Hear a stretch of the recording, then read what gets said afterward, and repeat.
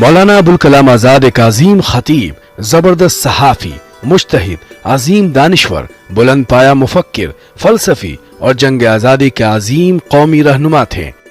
मुल्क की जद्दोजहद आजादी में बहुत अहम रोल अदा किया। मौलाना अबुल कलाम आजाद 1888 को दुनिया के मुकद्दस तरीन मुकाम मक्का मुअज्जमा में पैदा हुए। अरबी आपकी मादरी जुबान थी।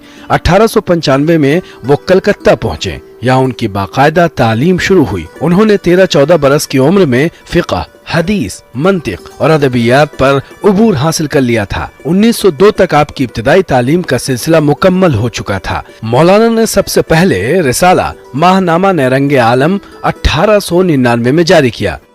उस वक्त मौलाना की उम्र सिर्फ 11 बरस थी। 1909 में लिसानुस्सिद्क़ माहनामा रिसाला का पहला शुमारा कलकत्ता से शाये हुआ। मौलाना ने 31 जुलाई 1906 को हफ्त रोजा अल हिलाल का पहला शुमारा शाये किया। इसका अहम मकसद हिंदुओं और मुसलमानों में इत्तेहाद पैदा करना था। अल हिलाल मुसलमानों की मिल्ली गैरत, ईमानी हरारत और मजहबी हमीयत का बड़ा महाज बन गया।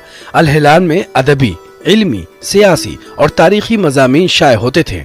समाजी व तहजीबी मसाइल पर इजहार ख्याल होता।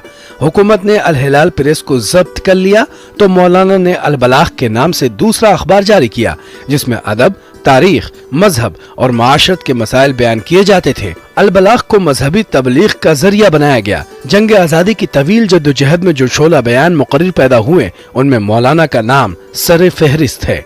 मौलाना एक बेबाक मुकर्रिर थे। जब वो किसी मौजू पर बात करते थे तो उनका एक खास पुरवकार और पुरजलाल अंदाज जाहिर होता था।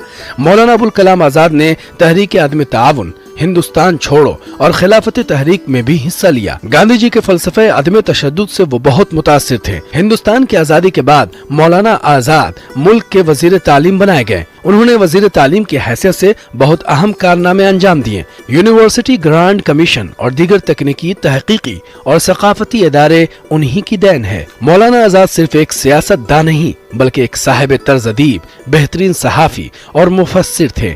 उन्होंने शायरी भी की, इंशाइये भी लिखे, साइंसी मजामीन भी तहरीर किए, इल्मी व तहकीकी मकालात भी लिखे, कुरान की तफसीर भी लिखी। गुबार खातिर, तज़किरा, तर्जुमानुल कुरान उनकी अहम तसानीफ हैं। मौलाना आजाद आखिरी दम तक मुल्क की आला और फन्नी तालीम के लिए हमेशा कोशा रहे। वहीं जदीद हिंदुस्तान की तामीर में मौलाना ने अहम हिस्सा अदा किया।